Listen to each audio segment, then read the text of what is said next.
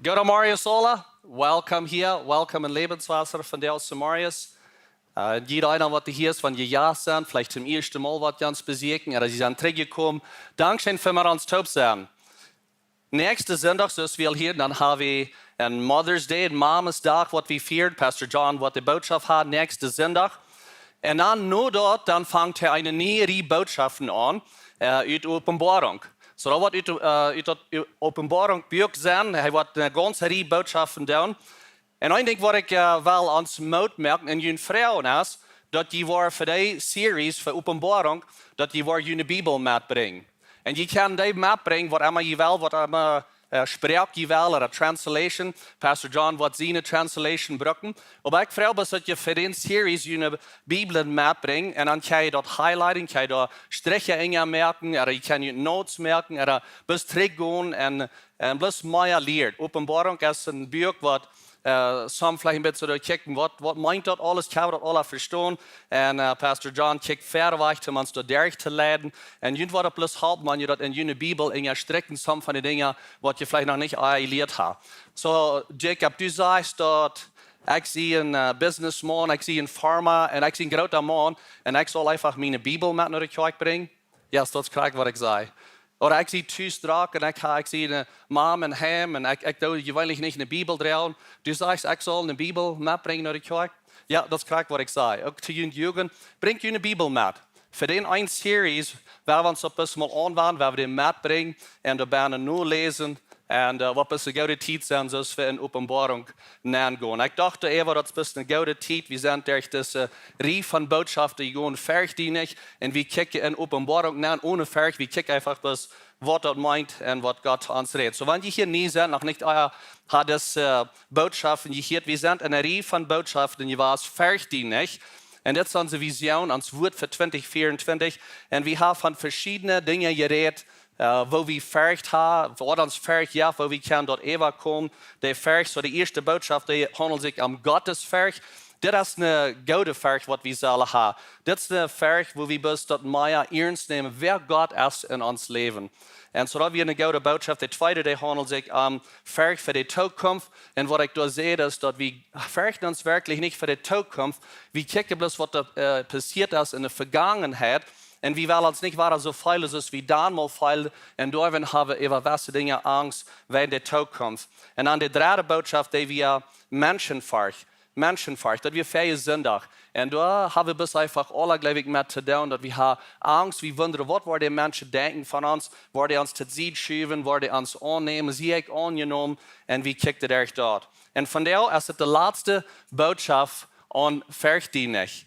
En vandaar nam ik deze boodschap vrij van zorgen. Vrij van zorgen. En ik geloof een beetje dat het een kleine linie tussen zorgen en angst. Dat is de zeer dicht op. Maar ik wil het zeer einfach merken, deze boodschap. Ik geloof zo einfach dat we dat alle kunnen verstaan. Ik nam deze boodschap een beetje zoals wanneer ik de kurken op een shelf aan zat, wo we alle hand kunnen. So ik geloof, waar je alle hand kan, dat is alles something wat ons aangaat. Dat is 32 Samarias, oder danach. En du kannst nicht schlafen. Jeder einer schlaft im Haus. En du kannst nicht schlafen. Du hast die Eva gedreht und das Kerstentrag gedreht. En du kannst bloß nicht schlafen. Du stehst ab en du gehst rüberchecken. En even die Hund, die schlaft. Ganz top gekrallt verder der. Dat soll der Wächter sein. En der schlaft auch. Du gehst trinken am Bad.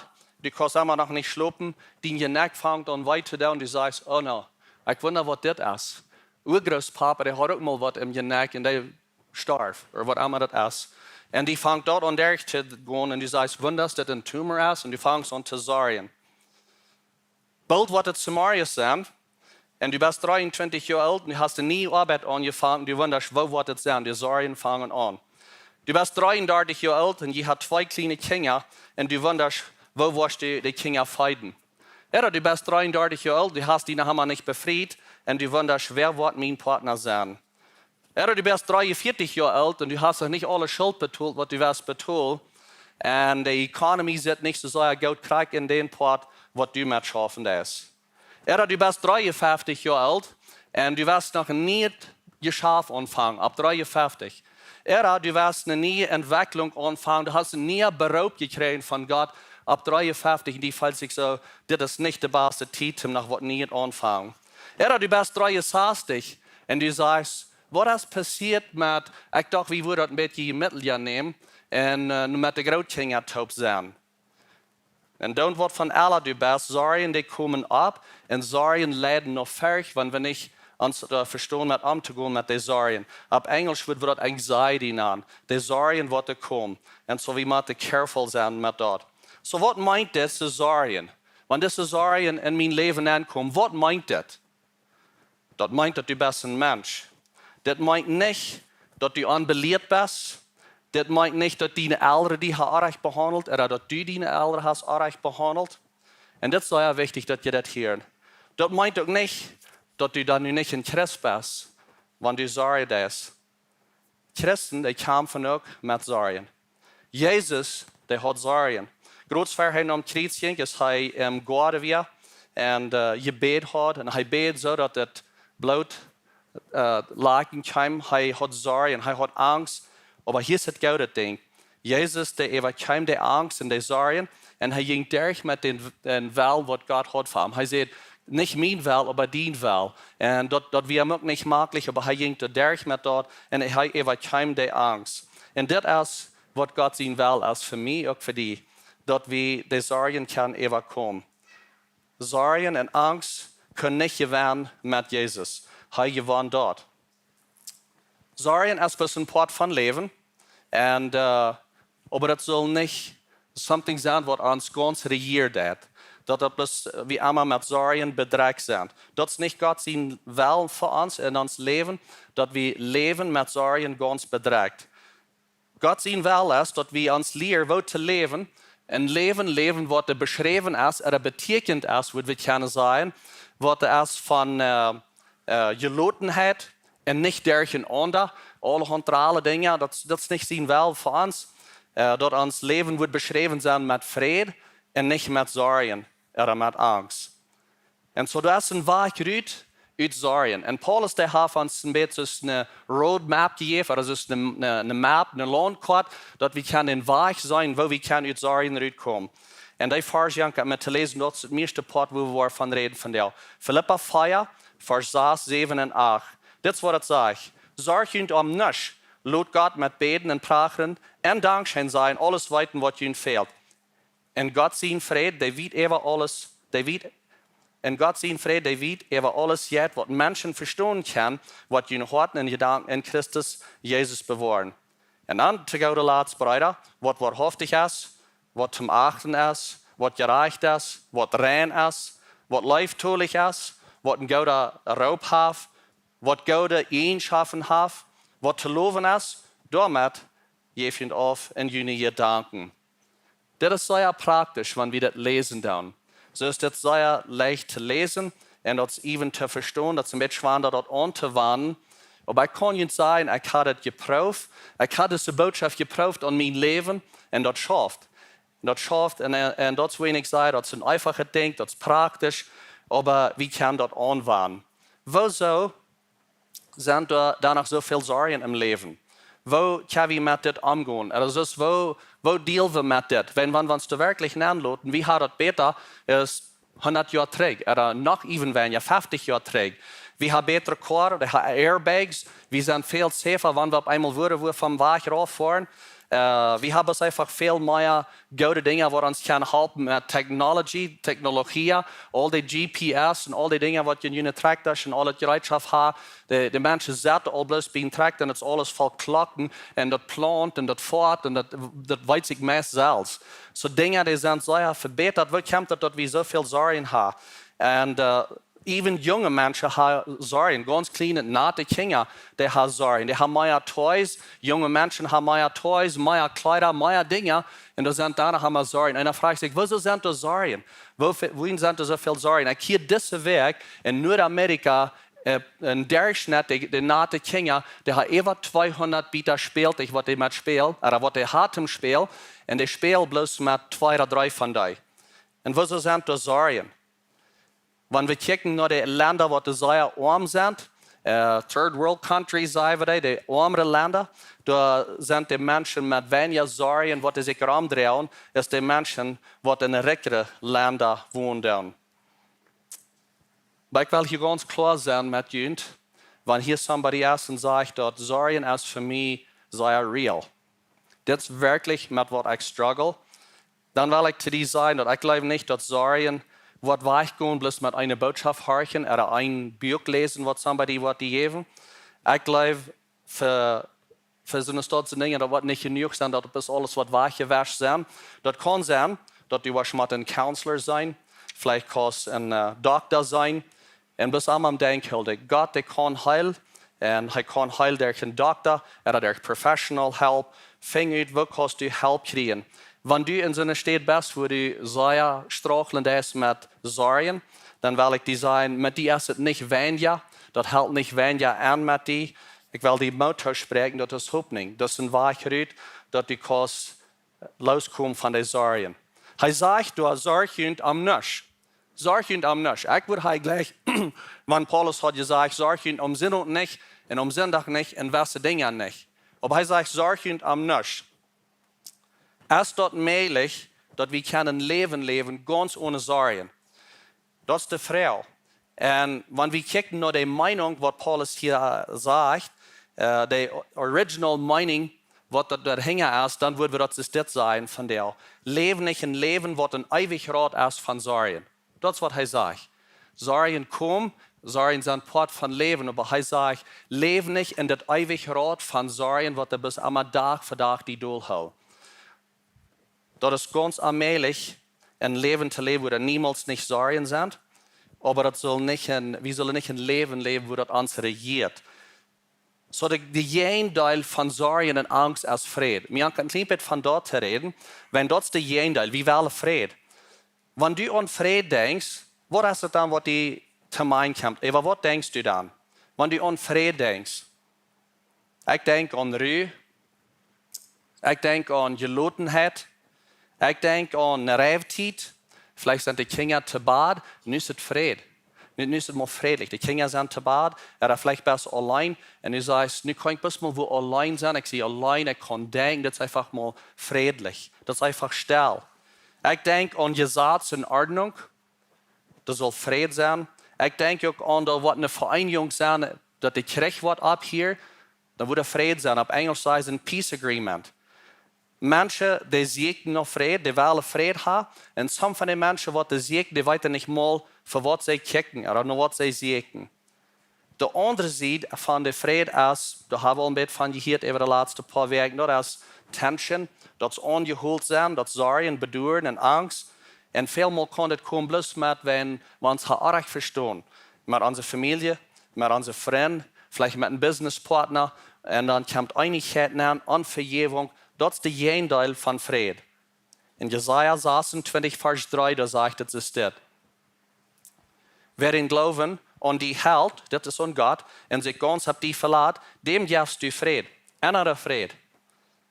Das auf Englisch sagt es perfect peace. Das ist bloß eine vollkommene Frieden, was Gott uns will geben. In Israel, die Juden von der ersten Tag, die begrüßen sich nachher mit Shalom. Die sagen Shalom, wenn sie sich begrüßen oder wenn sie den treffen oder wenn sie Aufscheid nehmen. Shalom, das meint Frieden. Das meint vollkommene Frieden. So, was tun wir das? Was tun wir das, damit wir können von das ewige Rat von Sorgen von loskommen? So, ich will uns 4 Points geben, 4 Wege, helpful Wege, wo wir können loskommen von das ewige Rat von Sorgen, dass wir können in Frieden leben. Und Nummer 1 ist, Frieden im Herrn. Frieden im Herrn. Philippa 4, Vers 4 sagt Paulus ist das. Frieden immer im Herrn. Und ich sage noch einmal, Frieden. Und an das hat er so eine Explanation Mark, da hängt das heißt ernst, Frieden. Und das meiste ist, wenn er sagt, hey, das gehört, das hey, das können verstehen, do you get it? Das, ich wollte noch einmal sagen, Frieden. Und ich stelle mir so vor, er schriftet in einem Gefängnis, vielleicht mit den Ketten von seinen Hängen, wo er auf dem Tisch heranschlafen. Und er schrift diese Dinge Frieden im Herrn. Und vielleicht könnt ihr even die Foutstaub hören von einem Mensch, der allein den Gang gegangen kommt, der wird den Kopf aufhaken, was der Mensch anbringt. Ich weiß nicht was. Aber er sitzt in Jail und er schreibt diese Dinge. So was er sagt ist, check nicht bloß nach deine Trouble. Nicht die ganz vertiefen bloß an der Trouble, was fertig ist. Ich glaube, das wird wir alle können sein, wenn wir bloß nach den Trouble checken, der wird bloß geraten und geraten und geraten, wenn dort das einzige Ding ist, wo wir hinchecken. Und dann sagt es, dass wir sollen uns den Kopf bloß anheben und uns in den Herrn freuen. Psalm 121, Vers 1, da sagt es das. Ich hebe meine Augen ab und ich kicke nach der Boy. Von wo kommt meine Hilfe? Meine Hilfe kommt von den Herrn, der Himmel und Erde gemerkt hat. Manchmal braucht es bloß mal, dass wir mal ans Kopf nach Hecht tun. Einfach bloß mal nach Hecht kicken. Wir kicken unsere Trouble und wir kicken, was der Fair uns ist. Und wir wissen nicht, was ein vielleicht Trouble sei, ein real Krieg hier. Dass es nicht bloß aus in der Zukunft, dass der Krieg nie passiert. Und aber er sagt, heb deine Augen nach Hecht. Kick mal nach Hecht. Von wo kommt deine Hilfe? So was er sagt mit das ist eine Entscheidung. Das ist eine Entscheidung, die du kannst merken, einfach bloß den Kopf nach Hecht zu heben, deine Augen nach Hecht zu heben und nach Gott zu kicken. Und dann die zu freuen in den Herrn. Was meint das, zu freuen in den Herrn? Das meint nur die gute Dinge kicken, was Gott getan hat in deinem Leben. Bis sagen, Gott, du bist gut, du bist allweitend, du bist allerwähnt, du bist in der Vergangenheit, du bist in der Gegenwart, du bist in der Zukunft, du bist ganz kraftvoll, ab die jetzt zu vertrauen und bis anfangen, Gott zu sein, wo Gott ist, zu deinem Leben. Gott allmächtig ist 344 Mal geschrieben in der Bibel und heißt allmächtig. Gott ist allmächtig. Ich kann Memory, ich kann mich zurückdenken, als ich ganz jung war, vielleicht 7 Jahre alt oder so dort, dass mein Dad, der wurde durch im Haus gehen, lot zu Ovis und der wurde ein paar Dere tauschlitten. Eine Pferde und dann eine der, was in eine Waschstube anging. Und dann wurde er durch ein Haus mal raupen und sagen, die Dere sind alle tau, nicht kann ich schlupen. Und das sind 7 Jahre schon jung, ich glaube das. Ich glaube das. Das ist nicht, ich habe ganz ruhig schlupen. Er sagt, die Dere sind tau, nicht habe ich schlupen. Ich glaube mir das erst mit, das was Gott zu dir und zu mir sagt. Er sagt, ich in das Haus. Ich war passen, was dann ankommt. Und ich war die beschützen. Nu ist es alles safe. Nu kannst du ruhig sein. Nu kannst du schlupen. Wir sollen annehmen, dass Gott ist allmächtig. Er ist der, was in charge ist, wird wir sein. Und er ist ein guter Vater. So was wir tun, das erste ist, bis einfach mal ruhig werden. Wir sind abgeregt und wundern und sorgen. Und das erste Ding, was wir tun, ist, bis mal ruhig werden, getrost werden. Und dann anfangen, uns selbst denken zu haben, wer Gott ist, dass er allmächtig ist, dass er gut ist und dass er alle Kraft hat. Und dann der zweite Punkt, der ist, die nächste Frau will noch helfen. Und Frau will noch helfen im Gebet. Dass wir nicht mehr sorgen werden.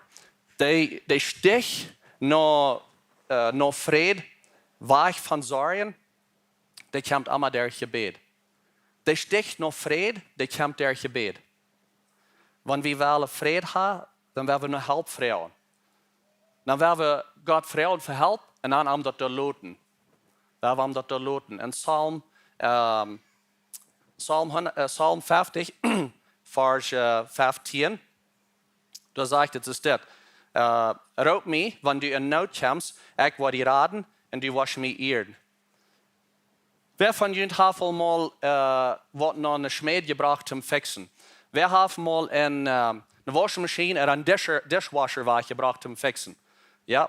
Wer hat mal eine Kohlwaage gebracht zum Transmission oder den Motor fixen lassen? Ja, auch zusammen. Wer hat mal einen Computerwaage gebracht zum Fixen lassen? So was wir tun, wenn wir das Waage bringen zum Fixen, dann bringen wir unser Dach mit, ein Dach in Kassen, dann rollen wir das da aus, bei der Schmied, bei der Waschmaschine, dann legen wir uns da durch, und dann sagen wir zu den Waschmaschinenfixer, wenn die einmal was fehlt, dann sagen wir bloß, dann will ich die Fuß halten. Dann will ich hier rein sein. Wenn ihr einmal was fehlt, dann will ich hier rein sein. No, das ist nicht, was wir tun. Wenn wir Gott was bringen, Frau, und kannst du mich halten mit das, dann da wird nicht Gott sein, aber ich will hier rein sein. Wenn du einmal meine Rot wärst, ich will danach ablegen und ich will hier tiefer rein sein. Wenn dir einmal meine Help fehlt, oder die Rot fehlt, um das zu fixen, dann will ich die Fuß sein, wo wir das fixen können. Das ist nicht so, das scharf. We brengen dat naar God en dan werden we aan dat loten. En hier is het interessante ding. Wanneer we dat naar God brengen, we kunnen zeggen met Einzelheiten aan even die dingen brengen. We kunnen zeggen van jou oder morgen, wat immer dat is, half feier, dan ga ik een meeting met deze mensen. Ik zal die treffen, oder dit komt op, oder ik ga een doctor appointment, wat immer dat is, specifiek. We kunnen Einzelheiten voor God brengen zijn in die tijd, dat wat mij rood fehlt. Door wat mij wijsheid veel, ik weet mij daar niet met, was du met mij gaan en God die kan ons best gelotenheid geven over die dingen. En dan, wanneer de zorgen op eenmaal aankomen, dan gaan we ons best hastig zelfs waar denken hebben zijn, oh no, ik bruk je mij daar niet aan zorgen, ik ga dat bij dat shop geloten, ik ga dat door geloten, wo ze den dishwasher waar fixen. Ik bruk dat niet waar dat terug gaan voor en ik bruk dat niet bij ze slopen, tenzij ze den fixen waar. Ik ga dat ganz God overgeven en ik ga ver weg, ohne dat ik beziet, vielleicht mijn quasi, wat ze fixen zal. En dan, dat derde ding is, dankbaar zijn. Waar we dankbaar zijn, laat God met beden en dankzijn zijn, alles weten wat je fehlt. Zo hij zegt, ziet dankbaar. Ziet dankbaar. Zorgen en danken, die gaan niet taub. Weet je dat allemaal geproefd hebt? Proef dat mal. Dankbaar zijn en zorgen gaat niet taub. So wat we kunnen doen, wanneer ze zorgen opkomen, dan kunnen we aanvangen te danken. Op Engels würden we zeggen, count your many blessings. Name them one by one. Fang mal die dingen bis op te schrijven. Merk een list. Ik kan mij eenmaal mensen wat naar mij komen en zeggen, dit gaat aan en wat immer. En ik zei tegen hen, maar wat zijn de vergouden dingen? Nou, dat niet. Wel, we hebben aanvangen op te schrijven. Dan moet 10 dingen opschrijven. We hebben maar met 10 dingen. Is die familie oké? Is dit oké? Ja, dat is alles oké. We hebben dat opgeschreven. Dan op eenmaal is de ganze list van 10 dingen, wat eigenlijk zeer gouden dingen zijn. En die kan einfach zijn, waar de licht om je zeggen, wenn we vangen aan deze gouden dingen op te nemen, wat in ons leven zijn, en dankbaar daarvoor te zijn. Wenn zorgen en danken, dat gaat niet taub. En dan nummer 4. Dit is mijn laatste point. En dat is, denk aan gouden dingen. En er staat zorgen, fang best mal aan gouden dingen te denken. En dat is wat ik meen met dat. Paulus, die heeft ons hier een lange list in Philippa 4, vers 8. Eerst lezen we dat al. Maar dan te gouden laatst bereiden. Wat wahrhaftig is, wat zum achten is, dingen wat wirklich wat Meinung hat, wat we kunnen zijn, wat gerecht is, niet de aardige dingen, wat rein is. Al deze grijze dingen wat im leven aankomen, die hebben we met onze technologie, grijze dingen waar we kunnen ons met vertiefen, niet door vertiefen. Wat lieftolig is, niet een strijderij, wat een gouden roep heeft was einfach wat goud van gereed, wat de gouden eigenschappen heeft, good character, wat we kunnen zijn, wat te loven is, daarmee geef je het af in je gedachten. Fang mal aan die dingen aan te denken. Aan dingen wat wahrhaftig zijn. Veelmaal dan denken we aan dingen wat er niet meer waarheid is. Of we weten niet naar wat het waarheid is. En we zorgen en we merken angst. Zo waar we mal naar die dingen kijken, wat we weten wat de waarheid is. Waar we bloos mal aan de gouden dingen aanvangen te denken. Du kannst dat niet controleren, de omstandigheden in die leven wat naar die komen. En sommige van de omstandigheden wat du dergjes, die zijn werkelijk. Dat is niet plus boven Eva. Dit zijn werkelijke omstandigheden wat du dergjes. Dat is niet plus hastig alle weg geweest. Maar dat merkt een onderscheid, wo du over de omstandigheden denkst. Wo du aanvangt te denken over dat. En hier is mijn laatste punt om te merken, en met dit wil ik sluiten. En dit is, ik wil je moet merken dat we leven in deze moment. Ik hou dat de later tijd te meer mensen van je reed wat ik traf. En sommige van jullie waren dat heel weten.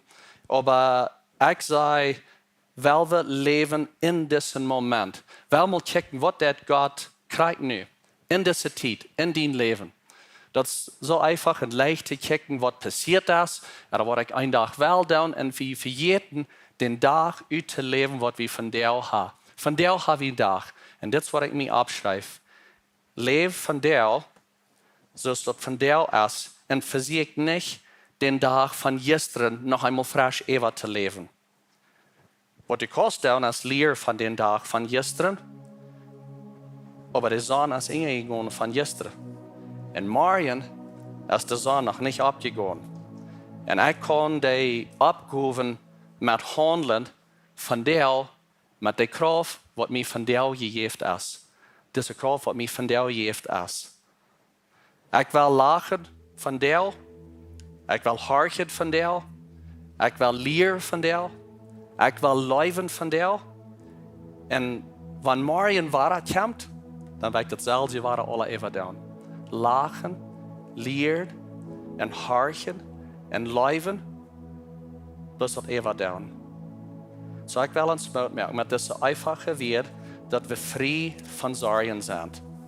Dass wir frei von Sorgen sind. Wenn die Sorgen kommen, dann Gott das even geben. Ich würde Frauen dort stehen, ich will mit ihnen beten. Und wir wollen das eine Serie von Vers, die ich merken, mit den Dingen, die angehen in dein Leben, wo sich diese Falter sind, Sorgen, du erst fährst. Dinge, die da angehen, was Gott bis Gott kann sein. Und Gott, du setzt unsere Gedanken, du setzt, was an unsere Familie angeht, du setzt, was an unsere Horten angeht, du setzt, was an unsere Gedanken angeht. Sorgen, die kommen, und wir wundern, was wird es geben? Help uns zu leben und leben, help uns zu lernen, dass wir ein Leben leben, was nicht ein Ewigkeit von Sorgen sind und was nur Angst lädt. Gott, wir danken dir, dass du in Kontrolle bist, dass du gut bist, du bist ein guter Vater. Help uns zu kicken, was wichtig ist von dir und von dir zu leben in diesem Moment, das genießen, wer du bist zu uns von dir. Gott, ich bete für die, die hier sind von dir, die durch eine schwere Zeit gehen, wenn ihre Körper, wenn Gesundheit, wenn Finances, wenn ihre Ehe, wenn ihre Kinder, Großkinder, ihre Arbeit, Dinge, die du sein kannst. Ich frage, dass Gott hier und ankreiden mit deinem Frieden, dass wir hier laut können sein und hier Fokus sind an dich und dass wir das Denken nicht zu kompliziert merken. Dankeschön für wer du bist. Wir loben dich und wir danken dir in Jesu Namen. Amen. Ich kann da stehen bleiben, wir wollen noch ein Lied singen und das Lied das sagt, it's all about you. Das handelt sich